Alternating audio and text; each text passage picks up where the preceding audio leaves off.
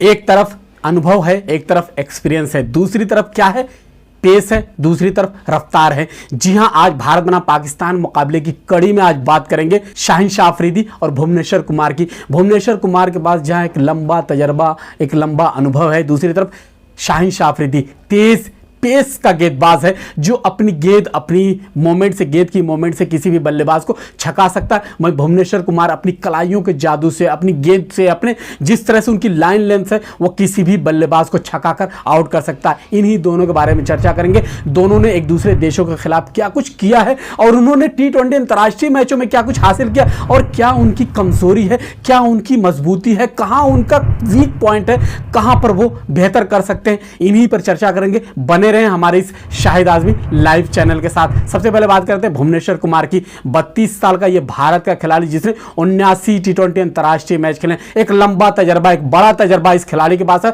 78 पारियां इन्होंने खेली, यानी 78 पारियों में उन्होंने गेंदबाजी की। इन 78 पारियों में 85 विकेट उसने हासिल किए। गेंदें कितनी फेंकी ये बता दूं, 1637 गेंदें उन्होंने अब तक फेंकी हैं T20 अंतर्राष्ट्रीय मैचों में, जिसमें से 1917 रन खर्च किए हैं। उनका एक मुकाबला आपको भी याद होगा, मुझे भी याद है, अभी हाल ही में एशिया कप में अफगानिस्तान के खिलाफ उन्होंने 8 सितंबर को एक बड़ा कारनामा अंजाम दिया था। ये किसी गेंदबाज की जिंदगी में कभी कभी ऐसा मौका आता। उन्होंने सिर्फ महज 4 रन खर्च करते हुए 5 अफगानिस्तानी बल्लेबाजों को पवेलियन की राह दिखाई थी। शानदार गेंदबाज है। हालांकि एशिया कप की बात करें या भारत में अभी उन्होंने जिस तरह से मुकाबले खेले थे, दक्षिण अफ्रीका या ऑस्ट्रेलिया की टीम आई थी, यहां पर खेलने का उनको मौका मिला था।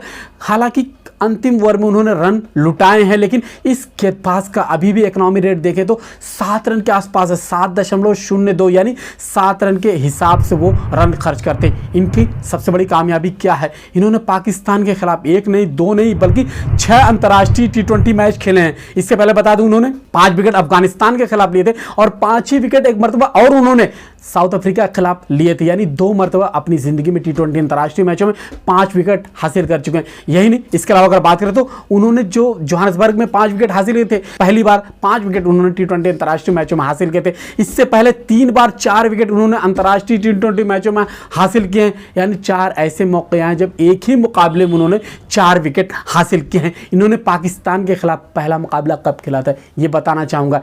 इस खिलाड़ी ने पहला मुकाबला जो खेला था, अपना पहला ही जिंदगी का T20 अंतर्राष्ट्रीय मैच खेला था 25 दिसंबर 2012 को। उस मुकाबले में उन्होंने 4 ओवर में 9 रन खर्च करते हुए 3 विकेट हासिल किए थे। यही चाहेगा भारत, इसी परफॉर्मेंस को, इसी प्रदर्शन को दोबारा जब उतरे 23 अक्टूबर को भारत बनाम पाकिस्तान विश्व कप का मंच होगा, सिर्फ इसी तरह का प्रदर्शन अगर कर देते तो पाकिस्तान की बल्लेबाजी की कमर तोड़ सकते हैं। यानी उन्होंने 9 रन खर्च करते हुए उन्होंने 3 विकेट भुवनेश्वर कुमार ने हासिल किए थे। भुवनेश्वर कुमार की बात आगे जारी रखूं तो जिस तरह उन्होंने गेंदबाजी की, वो बेहतरीन गेंदबाजी उन्होंने की थी।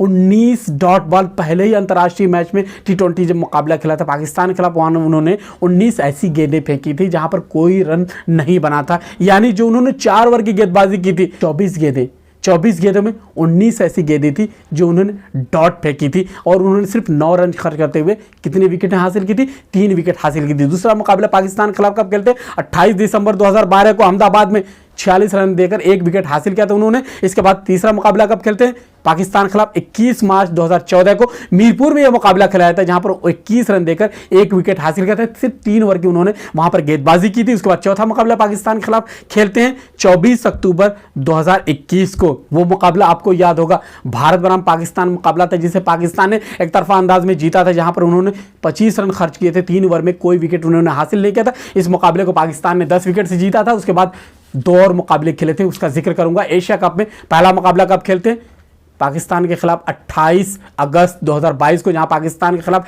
भारत जीती, जिसमें एक बड़ी भूमिका निभाते भुवनेश्वर कुमार। भुवनेश्वर कुमार ने उस मुकाबले में 4 ओवर में 26 रन खर्च करते हुए 4 विकेट हासिल किए थे। इनकी गेंदबाजी की बदौलत पाकिस्तान की बल्लेबाजी की कमर टूटी थी और पाकिस्तान वहां पर आउट हुआ था और भारत उस मुकाबले को जीतता है। भारत इस मुकाबले को 5 विकेट से अपने नाम करता, 2 गेंद शेष रहते हुए भारत इस मैच को जीतता है। लेकिन अगला मुकाबला जब दोनों देशों के बीच में होता, कब होता, 4 सितंबर को। इस मुकाबले को पाकिस्तान जीतता। वहां पर भुवनेश्वर कुमार ने 4 ओवर में 10 के इकनॉमी रेट से उन्होंने कितने रन खर्च किए थे, 4 ओवर में 40 रन खर्च किए थे, 1 विकेट हासिल किया था। लेकिन उस मुकाबले को पाकिस्तान ने बेहद रोमांचक तरीके से एक गेंद शेष रहते हुए 5 विकेट से जीता था। यह है भुवनेश्वर कुमार की कारकर्दगी। उन्होंने अब तक जो भुवनेश्वर कुमार ने पाकिस्तान के खिलाफ खेले हैं, 6 मैच खेले, 6 मैचों में 22 ओवर उन्होंने गेंदबाजी की है, यानी 132 गेंदें उन्होंने फेंकी पाकिस्तान के खिलाफ, जिसमें 167 रन खर्च करते हुए 10 विकेट हासिल किए। इकनॉमी रेट की बात करें 7.59 का उनका इकनॉमी रेट रहता है। ये गेंदबाज पाकिस्तान के खिलाफ, आप अगर ये मैंने जो 6 मुकाबले जो पढ़े हैं, जो बताए हैं, जो आपके सामने जिक्र किए 6 मुकाबले, उन्होंने उन 6 मैचों में शानदार गेंदबाजी की, 10 विकेट उन्होंने हासिल किए। इकनॉमी रेट कोई बहुत बुरा नहीं, 7.59 कोई बहुत बुरा इकनॉमी रेट नहीं रहता। उन्होंने पाकिस्तान के खिलाफ जो पहला अपनी ज़िंदगी का मैच खेला था वहाँ पर शानदार कारकर्दगी की थी, शानदार प्रदर्शन किया था। उसके बाद एशिया कप में उन्होंने शानदार प्रदर्शन किया था। जब पहला मुकाबला 28 अगस्त को खेलते हैं, हालांकि दूसरे मुकाबले में 4 सितंबर को कोई बहुत प्रभावशाली नहीं होते, लेकिन उसके बाद से कई मुकाबलों में देखा गया भुवनेश्वर कुमार से वो गेंदबाजी नहीं होती। यानी कहीं ना कहीं जब उनसे डेथ ओवर में गेंदबाजी के लिए दिया जाता, जब उन्हें गेंदबाजी के लिए बुलाया जाता अंतिम ओवर में, तो वो कारनामा अंजाम दे नहीं पाते जो उनसे माजी में जो उन्होंने किया, वो उम्मीदें जो उनसे वाबस्ता हमेशा थी वो कर नहीं पाते, कहीं ना कहीं ज़्यादा रन खर्च करते हैं अंतिम ओवर में। इस चीज़ पर अंकुश लगाना होगा भुवनेश्वर कुमार को, वरना भुवनेश्वर कुमार की बात करें तो शानदार गेंदबाज है। अगर ये गेंदबाज लय में आता, शांत गेंदबाज है, अपनी गेंदों को मूव कराना जानता, घुमाना जानता, यार गेंदबाज गेंद करना जानता, बाहर निकालना गेंदों को जानता, अंदर लाना गेंदों को जानता, यानी कामयाब गेंदबाज है।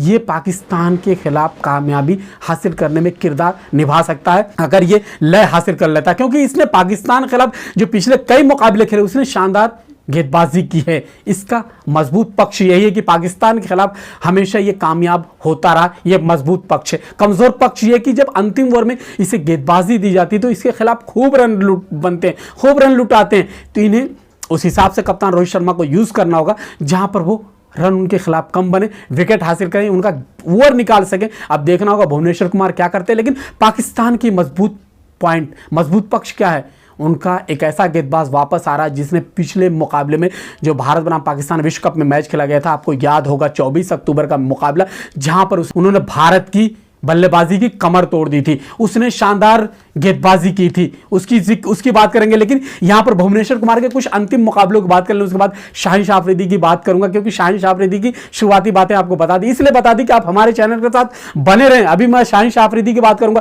लेकिन इससे पहले भुवनेश्वर कुमार के 2 मुकाबलों की बात करूंगा। उन्होंने जो हाल ही में T20 अंतर्राष्ट्रीय मैच खेले, 20 सितंबर को उन्होंने मुकाबला खेला था ऑस्ट्रेलिया के खिलाफ, 4 ओवर में 52 रन खर्च किए थे, बेहतर नहीं था। जैसा मैंने बताया कुछ मुकाबले उनके अच्छे नहीं गुजरे, जिसमें एशिया कप भी है और इसके अलावा भारत बनाम ऑस्ट्रेलिया का जो मुकाबला खेला था वहां पर भी था। उन्होंने 25 सितंबर को एक और मैच खेला था ऑस्ट्रेलिया के खिलाफ, 3 ओवर में 39 रन देते हुए 1 विकेट हासिल किए थे। यानी 2 अंतिम जो T20 अंतर्राष्ट्रीय मैच खेले, 7 ओवर में 91 रन खर्च करते हुए 1 विकेट हासिल किया था, 13 के इकनॉमी रेट से उन्होंने रन खर्च किए थे। इस पर उन्हें अंकुश लगाना होगा, ये सोचना होगा क्यों उनके खिलाफ इस तरह से रन बनते हैं। अब बात करूंगा उस गेंदबाज की जिस पर पाकिस्तान को शायद बहुत ज्यादा भरोसा है और उसने भारत के खिलाफ ऐसा कारनामा अंजाम दिया जिसके खिलाफ भारतीय बल्लेबाज जरूर रणनीति बना रहे होंगे, उसके वीडियोस देख रहे होंगे, उसके खिलाफ किस तरह हिकमत अमली बनाना, वो सारी चीजें बन रही होगी, कोच भी उस पर गौर कर रहे होंगे, क्योंकि ये बेहद अहम मुकाबला भारत बनाम पाकिस्तान, यहां से टीम लय हासिल कर सकती है, आगे बढ़ सकती है। शाहीन शाह अफरीदी की बात करूंगा। शाहीन शाह अफरीदी 22 साल का ये खिलाड़ी है, ये लेफ्ट आर्म तेज गेंदबाज है, इसकी गेंद स्पीड पकड़ती है, तेज गेंद निकलती है और कभी भी बल्लेबाज को बीट करते हुए सीधे स्टंप से जा टकराती। इन्होंने सिर्फ 40 T20 अंतर्राष्ट्रीय मैच खेले, 40 इनिंग में उन्होंने 884 गेंदें फेंकी। शाहीन शाह अफरीदी ने 1100 यानी 1143 रन उन्होंने खर्च किए हैं, 47 विकेट उन्होंने हासिल किए हैं, साथ ही साथ 3 विकेट हासिल किए थे 20 रन खर्च करते हुए। ये उनका बेस्ट बॉलिंग फिगर है, जिन्होंने न्यूजीलैंड के खिलाफ 2 नवंबर 2018 को यह कारनामा अंजाम दिया था। यह उनका बेस्ट बॉलिंग फिगर है। इसके अलावा बात करें 7.75 का शाहीन शाह अफरीदी का इकनॉमी रेट रहता। अब तक जो T20 अंतर्राष्ट्रीय मैच खेले, जो फर्स्ट T20 अंतर्राष्ट्रीय मैच खेला था उन्होंने वेस्ट इंडीज के खिलाफ कराची में खेला था। उस मैच में 3 अप्रैल 2018 को जो मैच खेला गया था वहां पर 4 ओवर में 27 रन देते हुए कोई विकेट हासिल नहीं किए थे। 6.75 का इकनॉमी रेट रहता है। वहां पर पाकिस्तान जरूर जीता, लेकिन वहां शाहीन शाह अफरीदी कोई विकेट हासिल नहीं करते। उसके बाद अंतिम T20 अंतर्राष्ट्रीय मैच 1 नहीं 2 नहीं 3 नहीं बल्कि पिछले 6 महीना पहले उन्होंने T20 अंतर्राष्ट्रीय जो अंतिम मुकाबला खेला वहां पर उन्होंने खेला था। उसके बाद अब खेलेंगे, यानी 6 महीने बाद खेलेंगे। उन्होंने 5 बार 3 विकेट हासिल किए अपने T20 अंतर्राष्ट्रीय मैच के करियर में, जिस तरह से शाहीन शाह अफरीदी ने 40 मुकाबले अब तक खेले। इसके बाद बात करें भारत के खिलाफ उन्होंने जो मैच खेले उसकी बात करना चाहूंगा। भारत के विरुद्ध सिर्फ एक मैच खेला, जैसा हमने बताया भारत बनाम पाकिस्तान 24 अक्टूबर को मैच होता, वहां पर उन्होंने 4 ओवर में 31 रन खर्च करते हुए 3 विकेट हासिल किए थे। वो 3 विकेट कौन थे? भारत के टॉप ऑर्डर के बल्लेबाज थे।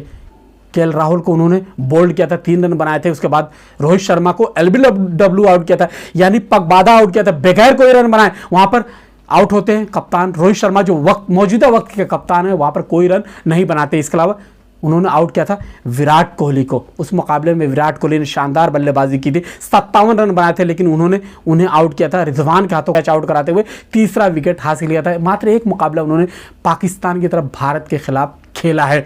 उस मुकाबले में 13 गेंदें ऐसी फेंकी थी जो डॉट थी, यानी इस पर कोई रन नहीं बना था। और इसके अलावा अगर बात करें तो वो जिस तरह के गेंदबाज हैं, जिस तरह से उनकी लय, जिस तरह से लंबाई का वो फायदा उठाते हैं, लंबाई का सही इस्तेमाल करते हैं, वो उन्हें कहीं ना कहीं उनके लिए प्लस पॉइंट है। उनकी प्लस पॉइंट क्या? वो नई गेंदों को फेंकना जानते हैं, नई गेंदों पर विकेट हासिल करना जानते हैं, नई गेंदों को स्विंग कराना जानते हैं। उनकी यार्कर बेहद खतरनाक होती है। भारतीय बल्लेबाजों को उनकी यार्कर से बच कर रहना होगा, लेकिन अगर शुरुआत में उनके खिलाफ अगर भारतीय गेंदबाज संभल कर खेलते हैं, उन्हें विकेट नहीं मिलता, तो ये ऐसा गेंदबाज है जिसका मोराल कहीं ना कहीं डाउन होने लगता और बाद में उनके खिलाफ रन बनाए जा सकते हैं। अगर उस शाहीन शाह अफरीदी के खिलाफ एक बार बल्लेबाज का चल गया और उनके खिलाफ जब रन बनने लगते तो खूब रन बनते हैं, यानी उनके खिलाफ रन बनाया जा सकता है। भारतीय जो बल्लेबाज है यकीनी तौर पर शाहीन शाह अफरीदी के खिलाफ कहीं ना कहीं एक रणनीति बनाकर उतरेंगे। अब देखना होगा क्या कुछ होता है। भुवनेश्वर कुमार बनाम शाहीन शाह अफरीदी, कौन कामयाब होता है, हम जरूर इस पर निगाह रखेंगे और अपनी वीडियो में जरूर बताएंगे।